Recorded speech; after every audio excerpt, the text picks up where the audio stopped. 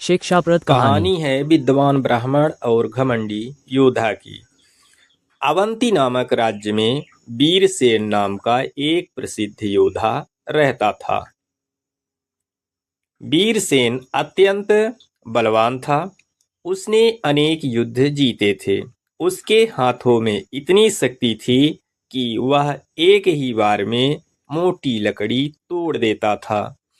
धीरे धीरे उसे अपनी ताकत पर घमंड हो गया। वह गांव-गांव घूमकर लोगों से कहता, दुनिया में शक्ति से बड़ा कुछ नहीं। बुद्धि और ज्ञान केवल किताबों की बातें हैं। लोग उससे डरते थे, इसलिए कोई उसका विरोध नहीं करता था। उसी राज्य में सोमदत्त नाम का एक वृद्ध ब्राह्मण रहता था। वह शांत स्वभाव का और अत्यंत बुद्धिमान था। उसने अनेक प्राचीन ग्रंथों का अध्ययन किया था।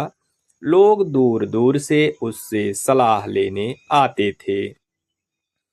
एक दिन वीरसेन ब्राह्मण के आश्रम पहुंचा और बोला, सुना है लोग तुम्हें बहुत बुद्धिमान मानते हैं।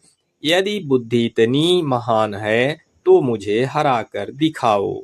सोमदत्त मुस्कुराए और बोले, युद्ध से नहीं, समझ से जीतना ही सच्ची विजय है।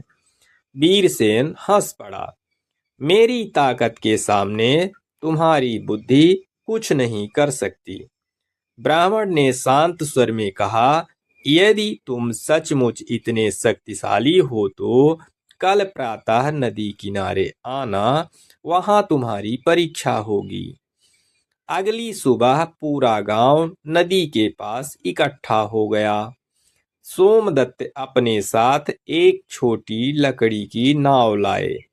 उन्होंने वीरसेन से कहा, तुम इतने बलवान हो, इसलिए इस नाव को कंधे पर उठाकर नदी पार करा दो। वीरसेन हंसते हुए नाव उठाने लगा, लेकिन नाव बहुत भारी थी। वह उसे कुछ दूर भी न ले जा सका। लोग हैरान हो गए। तब सोमदत्त स्वयं नाव में बैठे और धीरे धीरे चप्पू चलाकर नदी पार पहुंच गए। दूसरे किनारे पहुंचकर उन्होंने कहा, जिस काम को बुद्धि से सरलता से किया जा सकता है, उसे केवल ताकत से करना मूर्खता है। वीरसेन कुछ क्षण चुप रहा, फिर उसने सिर झुकाकर कहा, आज मैंने समझ लिया कि बुद्धि के बिना शक्ति अधूरी है। केवल बल से हर युद्ध नहीं जीता जा सकता। उस दिन के बाद वीरसेन का घमंड समाप्त हो गया। वह लोगों की रक्षा करने लगा और हर निर्णय सोच समझकर लेने लगा।